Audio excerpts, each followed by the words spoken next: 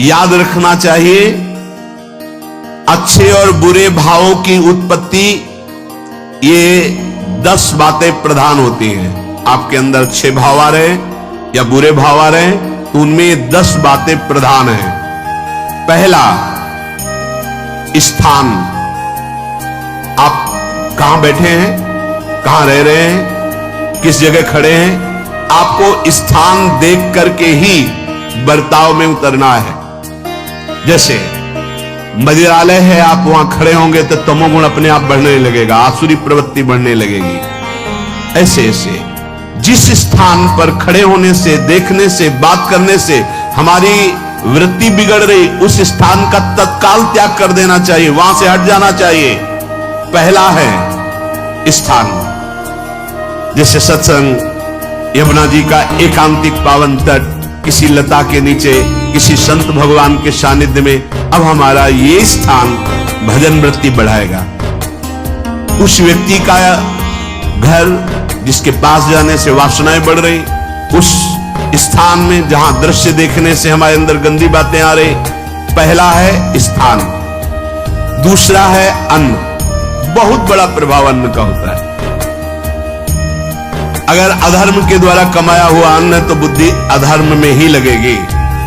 यदि भोजन पकाते समय, रसोई रांधते समय आप विकारात्मक चिंतन कर रहे हैं तो कोई भी प्रसाद पाए उसके अंदर विकार जागृत हो जाएगा। अन्न का बहुत बड़ा प्रभाव पड़ता है। एक बार पूज्य पाद उड़िया बाबा जी महाराज अपने परिकर के साथ भ्रमण में थे तो किसी बड़े धनी मानी ने निमंत्रण दिया, महाराज आज यही रुको। तो बाबा ने कहा हम लोग गांव के अंदर नहीं रुकते, तो बाहर कोई वृक्षों का समुदाय, जंगल जैसा, तो उसमें वहां रुके, पर भोजन उनकी तरफ से। भोजन सबने पाया। जब सुबह हुआ तो महात्मा जन, साधक जन एक दूसरे की तरफ देखे और बोले आज तो हमको बड़ा दोष हुआ, गंदा स्वप्न आया और हमारा संयम बिगड़ गया। बोले ये तो हमको भी हुआ, जितने थे सबको हुआ। उड़िया बाबा के समीप गए। बाबा ने कहा अच्छा ऐसा हुआ, ये तो अन्न दोष है, बुलाओ सन्न पवाने वाले को, फिर चलेंगे। बुलाया और बाबा ने कहा बिल्कुल सत्य बोलना, नहीं तो आप जानते हो इतने महात्माओं के संयम को आपने भ्रष्ट कर दिया, सत्य बोलना क्या बात है। उनका महाराज संतान नहीं हो रही थी, सुना था आप बहुत सिद्ध महापुरुष हैं तो आपके परिकर को इसीलिए पवाया, अंदर काम भाव था कि हमारे कामना थी कि संतान उत्पन्न हो, वैसे चिंतन करते हुए बनाया ऐसे। बोले सबका संयम नष्ट कर दिया।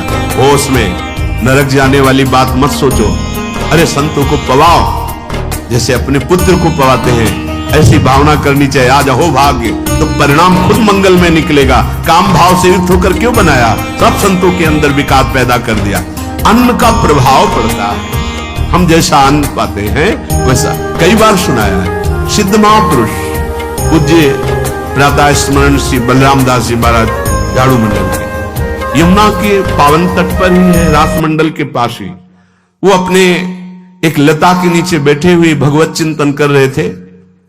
अचानक यमुना जिस नजदीक है तो कोई माई स्नान किए हुए निकली तो नेत्रों ने देखा और विकार उत्पन्न हो गया। वयोवृद्ध सिद्ध महापुरुष, उन्होंने कहा अब तो इस शरीर को नष्ट कर दूंगा। शिष्यों ने कहा महाराज ऐसा क्यों? बोले किसी माता के शरीर को देखकर हमारे अंदर विकार क्यों आ गया? ऐसा नहीं, आज तक कभी नहीं हुआ, ऐसा क्यों हुआ? उनका महाराज आपस में सब शिष्यों ने कि कुछ ना कुछ तो खान पान में गड़बड़ी हो गई तभी ऐसा हुआ। बाबा आज परिक्रमा करते हैं वृंदावन की, बाद में आप जो आदेश करेंगे जैसा करेंगे, पहले परिक्रमा। वृंदावन की परिक्रमा का बहुत बड़ा प्रभाव। जब कभी मन आपका ऐसा विक्षिप्त हो, परेशान हो, तत्काल परिक्रमा प्रारंभ कर देना, नाम जप करते हुए। आप देखना परिक्रमा पूरी होते होते शांति हो जाएगी। बाबा ने खूब नाम कीर्तन करते हुए शिष्यों के साथ परिक्रमा दी, मन का विकार शांत हो गया। उनका ऐसा कैसे हो सकता है कि हमारे अंदर विकार आ गया? ये बड़ी सूक्ष्मता का विषय है। कल प्रसाद कहां से आया था? उस समय लाडले गोविंद देव जी महाराज यही विराजमान थे वृंदावन में। बोले तो ठाकुर गोविंद देव जी का प्रसाद आया था। लकुट उठाई, गए वो तो भगवत स्वरूप तस्मित तज्जने भेदा भावात।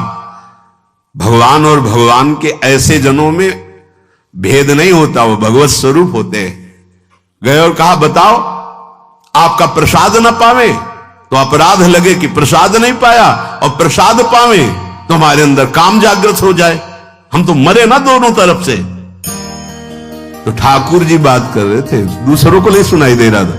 कह रहे थे कि देखो नाराज मत हो, कलकत्ता की वैश्या थी, उसने भोग लगाया, अब उसने भोग लगाया तो हमने चख पाया, तो आपको प्रसाद का किनका लेना चाहिए? किसने कहा था कि पूरा प्रसाद पाइए? जरा किनका ले लेते हो, मधुकरी पाते। हाँ ये बात आपकी बात। तो हमारा तो पूरा विश्व है, कोई भी भोग लगाएगा हम तो पाएंगे। हमारे प्रसाद की निष्ठा आप सबके हृदय में, तो किनका लीजिए, पूरा मत पाइए।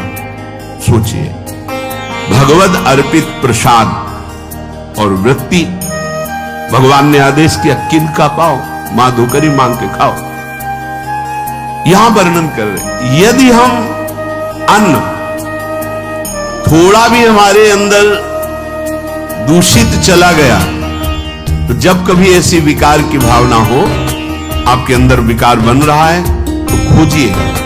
आपने कोई दृश्य देखा है, आपने किसी से बात की है, आपने कोई ऐसा संकल्प बनाया, नहीं तो फिर भोजन दोष आ गया।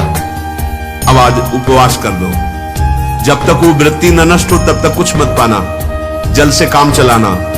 एक दिन एक पहर अपने आप शांत हो जाएगा। अगर बहुत विकलता हो रही तो नाम कीर्तन शुरू कर दो, भोजन मत पाना, नाम कीर्तन शुरू, बिल्कुल शांति मिल जाएगी, बिल्कुल। और ये तो उदाहरण महापुरुष इसलिए देते कि हम सावधान रहें। हमारे अच्छे भाव या बुरे भाव में ये 10 बातें बहुत प्रभाव डालती। पहला स्थान, दूसरा अन्न, और तीसरा जल। पानी भी बहुत संभाल के, नहीं आजकल तो देखो प्रायः ऐसे दांत से प्लास्टिक नोचेंगे, ऐसे पानी पिएंगे, कब भरी गई, कहां भरी गई, कैसा पानी। बड़ा देखो कैसा हमारे भजन साधन के लिए विक्षेप पैदा होता चला जा रहा है। पहले सुंदर सरोवरों का जल, मतलब 15 वर्ष तो गंगा जल ही केवल पिया है, जो आकाश वृत्ति से मिला नहीं, गंगा जल ही पिया है। कुआं का जल, फिर आया हैंडपैप का जल, अपवित्र होने लगा। हैंडपैप में जो वाशर, अगर वो कहीं चमड़े का पड़ा हुआ है तो अपवित्र जल हो गया। अब हैंडपैप का भी अंतर्ध्यान स्वरूप हो गया, अब तो नहीं दिखाई देता। अब रह गया है मोटर से निकले और फिल्टर में जाए, वो मशीन जो फिल्टर करती पानी को, आरओ, उससे। अब वो जिनके पास है तो है, नहीं तो परिक्रमा लगाया हो, आपको पानी पीने को नहीं मिलेगा। देखो कैसा समय है। भोजन, पहले कोई दगाबाजी भोजन में तो नहीं करता था। गांव में जब जिसके यहां दूध बेचा जाता था ना, उसको बहुत लघु दृष्टि से देखा है, गाय माए एक बराबर होती है, ये दूध बेचता है। 10-5 किलो मठा तो आप ऐसे मांग के ले सकते थे, अगर अड़ोस पड़ोस में वो मठा मिल जाएगा। जब कोई उत्सव होता, फ्री दूध 100-200 500 किलो पूरे गांव के सब दे देते, कोई ऐसे बेचता था। अब दूध नहीं, जब बूढ़े लोग बैठते थे कहते थे पानी बिकेगा आगे चल के। आज पानी बिक रहा है, नहीं बिक रहा, पानी बिक रहा है। हमें लगता है सबको ही पैसे से ही पानी है, वो बोतलें नीली नीली नहीं, इतनी बड़ी बड़ी बिकती, उन्हीं से पानी पिया जा रहा है। आगे और समय जल का प्रभाव पड़ता है। जैसे हम गंगा जल पीते थे, सही कहते, कई दिन जब भोजन नहीं मिलता तो पूरी पौष्टिकता गंगा जल से मिलती थी। गंगा माता के जल से ऐसा लगता था मानो हम परम पावन अमृत पान कर रहे, सारी पौष्टिकता मिलती थी। कुएं का जल अपने आप में पौष्टिकता से युक्त होता, जो हमें चाहिए। आज देखो जल की समस्या हो गई, पवित्र जल पीने के लिए हम तरस रहे। कहां जल और कैसे मिलेगा जल? या तो आप पैसे वाले हो तो आप खरीद करके पीजिए, नहीं तो अब वो जल नहीं है गया कि कुएं से निकाला पी लिया या सरोवर से पी लिया, या कैसा दुर्भाग्य है। जल का बहुत बड़ा योग है साधना में। जैसे स्थान का तो परम पावन वृंदावन धाम, अन्न का तो अब हम भगवत प्रसाद पाते हैं, तो जल का बहुत बड़ा योग है। आज दूषित होता चला जा रहा है, क्योंकि अब हाथ की बात नहीं रह गई है कि आप सुंदर कुआं से जल लें या सरोवर से जल लें या आप नदी से जल लें। हाँ, स्वामी जी के लिए लिखा हुआ है कि रोज यमुना स्नान और रोज यमुना जल ही पान। हमारे वृंदावन के समस्त भगवत स्वरूपों का स्नान यमुना जल से ही होता था, हो रहा है और होता ही रहेगा। बिहारी जी के लिए आज भी कलश में भरकर यमुना जल ही जाता है। वो कपड़ा से ऐसे ढक के जब हम 2 बजे परिक्रमा देते थे तो एक महाभागवत है, वो किसी को छूते नहीं, दूर से कहते छूना मत, बिहारी जी के लिए जल जा रहा है स्नान के लिए बिहारी जी का। फिर चौथा है आपका परिकर, जहां पर रह रहे हैं वो समुदाय, चाहे परिवार हो या समुदाय, वो कैसा है, रजोगुणी है, तमोगुणी है, सतोगुणी है या त्रिगुणातीत भागवतिक है, उसका प्रभाव पड़ेगा। पांचवा है आपका पड़ोस, आसपास वाले घर, जैसा है वैसा प्रभाव पड़ेगा आपके ऊपर। पड़ोस निंदनीय है तो बंधन से युक्त होना पड़ेगा।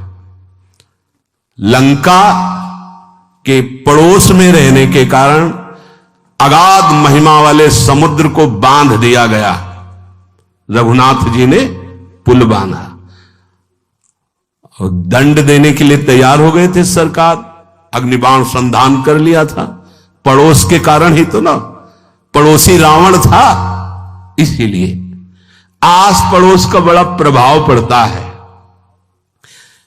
फिर अगला है दृश्य, इस पे बहुत सावधानी की जरूरत है।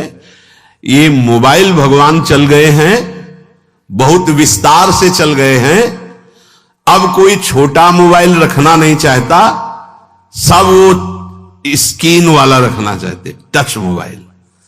दृश्य से बचो, बच्चों, जवानों, बूढ़ों, सबकी वृत्ति जो माया आकर्षित करती, जो दृश्य हम देखने के लिए अंदर से उल्लसित है, वो मोबाइल में सब है, चाहे भागवतिक और चाहे सांसारिक। तो भाई देख लो, गुण दोष में संसार है, अगर आप दोष ग्रहण करना चाहते हो तो दोष ले लो, गुण तो गुण। बहुत बहुत खतरनाक विषय है और बहुत लाभदायक विषय है। किसी संत की वाणी एक बार समझ में नहीं आई, अगर हम 10 बार सुने तो समझ में आ जाएगी, ये लाभदायक है। कभी कोई किसी से बात करनी, पहले जाए तो पोस्ट कार्ड चलते थे, एक कार्ड, वो 15 पैसे का इतना बड़ा वाला आता था, 25 पैसे का बंद वाला लिफाफे में आता था, नीले नीले कागज का 15 पैसे वाला कार्ड, उसमें चिट्ठी जाती थी महीनों में। कभी यहां 1 मिनट में अमेरिका से बात कर लो, कितनी बढ़िया बात हो गई। उसका दुरुपयोग ना करो। अब हमारी इतनी चंचल वृत्ति है कि दुरुपयोग करने के लिए उत्साह बढ़ जाता है। बोले अब सब काम हो गया है, अब एकांत सेवन कर रहे हैं, अंदर से सिटकिनी बंद और मोबाइल भगवान का संग शुरू। 2-4 मिनट सत्संग और अच्छे दृश्य देखे, फिर बगले में वहां सब होता है कि आप बस उसको ऑन कीजिए, फिर जो मनोरंजन शुरू होता है, फिर उपासक मिटिया मेट हो जाता है। ये बहुत सावधानी की बात कह रहे हैं। वैसे हमें लगता है यदि आप कोई बड़े कार्य वाले ना हो तो छोटा मोबाइल रखे तो अच्छा रहता है। तो इसलिए ये एक ऐसा कलयुग भगवान ने रचा है कि बचा पाना बड़ा मुश्किल है। इससे वृत्ति को बचाओ, जो बचा ले गया वो आगे साधना कर सकता है। बहुत सावधान बच्चों, हमें लगता है यदि आपका मन चंचल हो, आपके शासन में ना हो, तो स्क्रीन वाला मोबाइल वो अपने माता पिता को दे देना चाहिए। और हम कहते हैं रखो, छोटा वाला रखो, कभी कोई आपत्ति विपत्ति या सूचना देनी हो, बढ़िया काम करता है। जरूरी नहीं है इतना बड़ा लेके चलना। हां, अगर आपको बहुत राजकीय विभाग के कार्य है तो बात अलग है कि कौन सी सामान कहां कैसे, तो वहां से वीडियो भेज रहा है, वो चेक कर रहा है, यस हाँ ठीक है अब चलाओ। अपने को क्या काम है? सत्संग अगर सुनना है तो सत्संग सुनने के अलग यंत्र आते हैं, चला दे उसमें, वो इतनी बड़ी लगती है उसमें चिप, पेन ड्राइव ऐसे लगा दो और सत्संग सुनो। जरूरी वो दृश्य वाला रखो। यहां कहने दृश्य, अगर गलत दृश्य देखा तो बावरे बन जाओगे और अच्छा दृश्य देखा तो भगवान के मार्ग के पथिक बनोगे। तो देखो, अच्छे दृश्य में भी दोष दर्शन की वृत्ति की गुंजाइश है। जैसे कोई लीला हो रही है, लीला के पात्र, जैसे हमारे ब्रजमंडल में रास लीला होती थी, ऐसे 12 वर्ष 13 वर्ष के लीला पात्र, सब नव किशोर, जहां भाव ही बने रोते रहो। अब वहां बड़े बड़े लीला पात्र हैं, अगर हमारी भावना शासन में नहीं है तो वहां हम अंग प्रत्यंग के दर्शन से हमारी हाव भाव वहां जो हो रहा है उससे हमारी वृत्तियां बिगड़ जाएं। जब छोटे छोटे लाडली लाल परस्पर खेलते हैं तो केवल आशीर्वाद देने को, रोने का मन होता है। अगर आप लीला भी देख रहे हैं तो बहुत सावधानी की जरूरत है, क्योंकि वो चिदानंद शरीर नहीं है, पांच भौतिक शरीरों, हमारी दृष्टि पंचभूत में लगी हुई है। नाम जप करो, लीला गायन करो, फिर देखो जो लीला है, यही जीवन का परम सुख मिलेगा। सच्ची मान लीजिए। बस हम बार बार ये कहते हैं, मोबाइल का सदुपयोग कीजिए, दुरुपयोग नहीं। मोबाइल बुरा नहीं, उसका प्रयोग बुरा है। दृश्य और साहित्य, वैसे ही मनोवृत्तियां फिसलने वाली हैं, और जब ये आ गया कि फिसलाने में कितना लाभ है तो आने, ऐसा कोई साहित्य और आलोचना, ऐसी कोई वार्ता ना करे जिससे हमारे अंदर गंदे भाव आवे। यदि अच्छी चर्चा करते तो अच्छे भाव आते। देखो, अभी ऐसी कोई भावुक चर्चा होने लगे तो सबका हृदय द्रवित हो जाएगा, और गंदी चर्चा हो तो हमारा हृदय विकार युक्त हो जाएगा। और कार्य, आप जो कार्य करते हैं उसका प्रभाव आपके मन के ऊपर पड़ता है। और उपासना, आप उपासना भोगों की करते हैं या योग की करते हैं? ये 10 से भाव बनते हैं और 10 से भाव बिगड़ते हैं। स्थान, अन्न, जल, परिवार, अड़ोस पड़ोस, दृश्य, साहित्य, आलोचना, आजीविका का कार्य और उपासना। यदि ये भागवतिक हुए तो आपके अंदर भगवत भाव बढ़ेगा, और यदि ये रजोगुणी तमोगुणी हुए तो आपके अंदर आसुरी भाव बढ़ेगा। इन 10 से सावधानी पूर्वक व्यवहार होना चाहिए। जैसे आस पड़ोस में है तो बड़ी सुविधा है, यहां कोई किसी से मतलब नहीं रखता, बगल वाला कौन है किसी से मतलब, ये बढ़िया है। ज्यादातर गांव में होता है।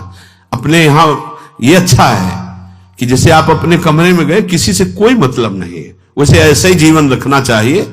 और उस पर ये ज्यादा जो व्यवहार मित्रता बढ़ाने वाला विषय, ये धाम में नहीं है, वृंदावन में ऐसा नहीं व्यवहार रखना चाहिए। आपके पड़ोस में कौन रख रहा है आपका परिचय नहीं होना चाहिए, कौन कौन रह रहा है आपकी जानकारी नहीं होनी चाहिए। नजर नीची की, अपने कुटिया में गए, अपने ठाकुर जी से मतलब, अपने भजन से मतलब। ना पड़ोसी को कुछ देना चाहिए ना लेना चाहिए, बात समझ लेना। कि जैसे आज उत्सव है, उनको हम बुलाते हैं, वो हमारे यहां, ये व्यवहार यहां नहीं है।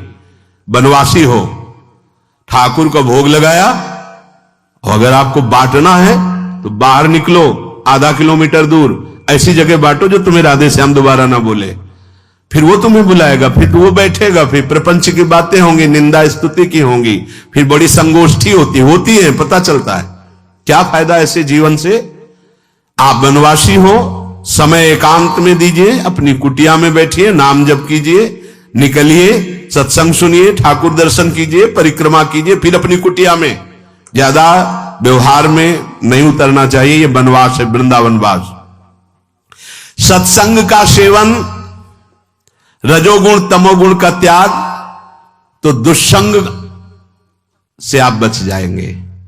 दुष्संग से बचने का मतलब है काम क्रोध मोह स्मृति भ्रंश बुद्धिनाश सर्वनाश कारणत्वात्। देवर्षि नारद जी कहते हैं, अगर दुष्संग का त्याग हो गया तो आप काम का, क्रोध का, मोह का, जो हमारी भगवत स्मृति का नाश कर देते हैं, जो हमारी बुद्धि का नाश कर देते हैं, जो हमारे सर्वनाश करने वाले हैं, इनका त्याग कर पाएंगे। कुसंग अगर हो गया तो इनका त्याग नहीं हो सकता, बहुत कठिन हो जाता है। भगवत संबंधी तत्वबोध होना या भगवत रहस्य लीला में प्रवेश पाना, जो अपनी इंद्रियों को भोगों में तृप्ति कराने की कोशिश कर रहे हैं, उनका चिंतन भोगों का ही होगा। तो कैसे तत्वबोध होगा, कैसे लीला में प्रवेश होगा, बस ध्यान देना है, कैसे हो पाएगा? क्योंकि जिस चित्त वृत्ति से भगवदाकार हमें वृत्ति करनी थी, वो तो हमने भोगों के चिंतन में लगा दी, भोग क्रियाओं में लगा दी। एक स्थिति होती है जब आपकी चित्त वृत्ति भगवदाकार हो गई है, तो व्यवहार में रहते हुए भी विषयान ग्रहणंत मुंचंत वा, खान पान उठना बैठना है, सब बाहरी क्रियाएं हो रही हैं, अंतर से वो अपने आराध्य देव में सदैव स्थित रहता है। उसका परिचय आपको जब ऐसे महापुरुष का सानिध्य मिलेगा, तो आप विषय सेवन करते हुए भी निर्विषय रहेंगे। आपके अंदर विषयों की प्रियता नहीं रह जाएगी, आपके अंदर एक प्रबल वैराग्य ऐसी धारणा बन जाएगी, कुछ नहीं, कोई भी तुम्हें प्रभावित नहीं कर सकता। यद्यपि खान पान हर्ष आदि की सब व्यवहारिक वृत्तियां हैं, पर उस महापुरुष का प्रभाव ऐसा होगा कि आपका हृदय निर्विकार हो जाएगा। और बहुत ही त्याग की सब बातें की जा रही, लेकिन हृदय भी सही है, तो संग से विषय रंग बढ़ जाएगा। ये देखा गया है। हृदय अगर निष्प्रिय है, जिसका हम संग कह रहे हैं, तो उसका परिणाम निष्प्रिय निकलेगा।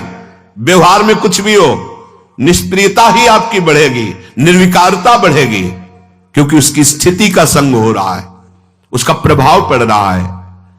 तो सर्वनाश की जड़ है विषय चिंतन। ये बहुत बड़ी बात है। विषय चिंतन सर्वनाश की जड़ है।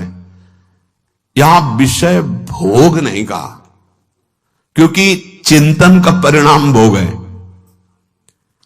पहले चिंतन होता है। साधक ध्यायतो विषयान पुंसः संगस्तेषु उपजायते, संगात् संजायते कामः, कामात् क्रोधो विजायते, क्रोधात् भवति सम्मोहः, सम्मोहात् स्मृति विभ्रमः, स्मृति भ्रंशात् बुद्धिनाशो, बुद्धिनाशात् प्रणश्यति सर्वनाश। कैसे हुआ? ध्यायतो विषयान पुंसः, विषयों का चिंतन। इसीलिए अनन्यश्चिन्तयन्तु माम भगवान आदेश करते हैं। विषय चिंतन न होने पावे, बिना चिंतन किए आपको कोई भी सुख नहीं मिल सकता। आप देख लीजिए, जगत के किसी भी भोग का सुख नहीं मिल सकता। चिंतन से ही आपको सुख की अनुभूति हो रही है। अगर आप चिंतन ना करें तो आपको कोई सुख नहीं मिल। आप चिंतन उसका घसीट लिया गया। अगर सुख होता तो भोग में मिल जाता, नहीं मिला। क्यों? कि बोले चिंतन नहीं। किसी को किसी गाढ़ विषय के चिंतन में फंसा दे, फिर उसके सामने भोजन रखे, खीर में नमक डाल दे, सब्जी में चीनी डाल दे और गाढ़ विषय में फंसा दे। तुम्हारा लड़का जो अकेला था, वो ऐसा ऐसा दुर्घटना हो गई, वो अस्पताल में, अब जल्दी से भोजन पाओ और निर्णय बताओ। वो बिल्कुल नहीं बता पाएगा कि खीर में नमक था, सब्जी में चीनी थी। उसका चिंतन वहां फंस गया। अगर ऐसे चिंतन हमारा प्रियाजू में फंस जाए तो संसार के सब क्रियाएं होते हुए भी वो परमहंस है, वो विदेह है। चिंतन, हम लोग चिंतन में चूक कर देते हैं, तो फिर क्रियाओं में हमको बंधना पड़ता है। नहीं, सच्ची माने कोई भी क्रिया उसे बांध नहीं सकती। तो क्या जिनका भगवत चिंतन होता है वो असत क्रियाएं भी करते हैं क्या? तो बोले जब चिंतन ही नहीं तो असत क्रियाएं कैसे हो सकती है? पहले क्रिया के असत चिंतन होता है। आप देखना, कोई भी कार्य पहले चिंतन होता है। इसीलिए यहां कह रहे हैं ध्यायतो विषयान पुंसा संगस्तेषु उपजायते। पहले सबसे पहले विषय का चिंतन होता है। अगर विषय का चिंतन ना होने पावे तो आपको कोई फंसा ही नहीं सकता भोग, कोई भी भोग नहीं फंसा सकता। जहां विषयों का चिंतन हुआ तो संग की प्राप्ति, विषय भोग की प्रबल इच्छा, प्रबल आसक्ति, और वो जो चिंतन हुआ था वही आपको सुख दे रहा है। वही, वहां सुख नहीं है, आपके चिंतन का वहां सुख। जैसा चिंतन, अगर आपका चिंतन विक्षिप्त कर दिया जाए, एकाग्र ना होने पाओ, तो किसी में आपको सुख नहीं मिलेगा पक्का। अगर वही चिंतन सावई मना कृष्ण पदार विंदे हो तो कोई सुख है। गोपी जनों के पति भी हैं, पुत्र भी हैं, पूरे परिवार की सेवा करती हैं, और बड़े बड़े परमहंस उनकी चरण रज वंदना करते हैं। क्यों? क्योंकि उनका चिंतन भगवान का हो रहा है। एक भी वृत्ति शरीर चिंतन में नहीं, बलिहारी है। मुरारी पादार्पित चित्त वृत्ति। विषयों के चिंतन से विषयों में आसक्ति पैदा होती है। आसक्ति से विषय कामना की प्रबलता और क्रिया होती है, और क्रिया में बाधा पड़ने से क्रोध पैदा होता है।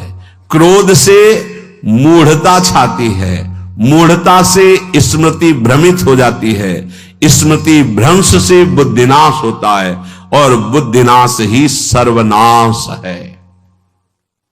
इसलिए चित्त का निरंतर अधिक समय तक सावधानी पूर्वक भगवन नाम में, भगवत लीला में, आप सब भगवत कृपा पात्र जन है, चिंतन न बिगड़ने पावे। होता क्या है कि क्रिया से तो हम सावधान है, समाज है, क्रिया से तो हम सावधान, क्योंकि समाज भी है, व्यवहार भी है सामने, लेकिन चिंतन तो कोई नहीं जान रहा ना, अंदर ही अंदर हम क्या चिंतन कर रहे हैं। तो साधक चूक कर बैठता है। देखो, बाहर चूक होगी तो उसका प्रायश्चित हो ही जाएगा, चार लोग निंदा करेंगे, पिटोगे, अपमानित होगे, प्रायश्चित। लेकिन अंदर जो हमारा गलत चिंतन हो रहा, पूरा का पूरा अंदर हृदय मलिन कर देगा। हमें उस बात का प्रायश्चित भी नहीं होगा, हमें जलन भी नहीं होगी कि हम गलत चिंतन कर रहे हैं, क्योंकि सावधान नहीं है। खास बात साधना में चिंतन संभालने की है। काम क्रोध मोह स्मृति भ्रंश बुद्धिनाश सर्वनाश कारणत्वात्, देवर्षि नारद जी कह रहे हैं। चित्त का जहां अधिक चिंतन होता है वही हमारी तन्मयता बन जाती है, वही हमारा स्वरूप होने लगता है। बोले बहुत कामी पुरुष है, बोले बहुत क्रोधी पुरुष है, बोले बहुत नीच पुरुष है, पूरा संबोधन होने लगा उसके लिए, क्योंकि वो उसी चिंतन से, वैसी क्रियाओं से। अरे बोले तो बड़े भगत हैं, भगवान के स्वरूप है साक्षात। जो हम अधिक चिंतन करते हैं वही क्रियान्वित होता है, जो क्रिया होती, चिंतन होती, वैसे हमारा स्वरूप बन जाता है, वैसे हमारी स्थिति हो जाती है। सांसारिक विषयों और विषयी पुरुषों का शरीर संग, वाणी संग, मन के द्वारा संग, ये आपके अंदर विषय चिंतन बढ़ा देगा, विषय क्रियाओं में लगा देगा। इसलिए बहुत सावधान। विषय में कोई ताकत नहीं है, विषयासक्ति दुर्गति कर देती है। एक बार देवर्षि नारद जी जनक जी से कहा कि आप विदेह राज कैसे हैं, पत्नी भी है, परिवार भी है, सब वैभव भी है, वो आप एक राजा होते हुए विदेह राज। उनका आज विश्राम कीजिए, कल सुबह चर्चा करेंगे। तो रात्रि में अपने शयन गृह में देवर्षि नारद जी को शयन कराया और अपनी अर्धांगिनी से कहा कि आप जाकर शयन कीजिए देवर्षि नारद जी के साथ, जो आज्ञा। अब वहां देवर्षि नारद जी के समीप जब नारद जी ने देखा कोई स्त्री, तो शकिल गए और शकिल गए। वो तो आज्ञा जैसी हुई थी, जब दीवाल मिली तो दीवाल की तरफ मुंह करके लेटे रहे। अर्धरात्रि में उठी और चली गई।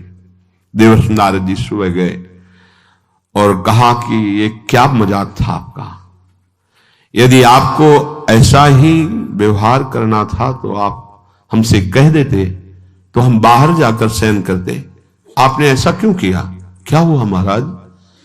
जब हम वहां शयन कर रहे थे, कुछ रात्रि व्यतीत होने पर आपकी अर्धांगिनी आई और लेट गई सैया पे। उनको पता नहीं कि एक देव ऋषि के साथ ऐसा व्यवहार नहीं कर। फिर क्या हुआ महाराज? फिर हम और खेलते गए, फिर दीवाल मिली तो उधर मुंह करके फिर सो गए। तो तुमने स्त्री को दीवाल नहीं समझा, दीवाल को दीवाल समझा। यही आप में और हम में फर्क है। आपके लिए जैसे दीवाल निश्चिंतता का कारण है, ऐसे ही हमारे लिए स्त्री होते हुए भी वो दीवाल की तरह ही है, किंचन मात्र विकार उत्पन्न नहीं कर सकती। यही अंतर है। इसी बात से हमको विदेहराज कहते हैं। ये स्थिति अब कह दे स्त्री शरीर और दीवाल में क्या ज्ञान की विशेषता? वो जड़ है और चैतन्य नहीं। ये शरीर भी जड़ है, चैतन्य आत्म तत्व है। पंचभूतों से दीवाल बनी है। अग्नि तत्व से ईंट पकाई गई है। पृथ्वी तत्व तो है ही, पृथ्वी तत्व में जल मिलाकर उसको आकार दिया गया है। वायु तत्व ने उसे सुखाया, अग्नि तत्व ने पकाया है। और शब्द आकाश तत्व है। 5 भूतों से वो बना, 5 भूतों से बना है। सच्चा ज्ञान ये कि इसमें और दीवाल में कोई अंतर नहीं। चैतन्य घन आत्म तत्व के कारण ये चलता फिरता नजर आता है और वो खड़ा स्थायी जड़ दिखाई दे रहा है। इसमें भी भगवान है, उसमें भी भगवान है। इसमें भी पंचभूत है, उसमें भी पंचभूत है। नरसिंह भगवान खंबे से प्रकट हुए थे। बस केवल अज्ञान के कारण जड़ चैतन्य का भेद है। तो आप समझ में आया। ये जो हमारे अंदर भोगों की आसक्ति है, यही कामना प्रकट करती है, यही पाप प्रकट करती है, यही हृदय को मलिन कर। इसलिए हम अपने चिंतन को संभालें। चित्त चोर के चरणारविंद का चिंतन करें, निरंतर नाम जप करें, भगवद आश्रित रहे। प्रभु अपने भक्तों की रक्षा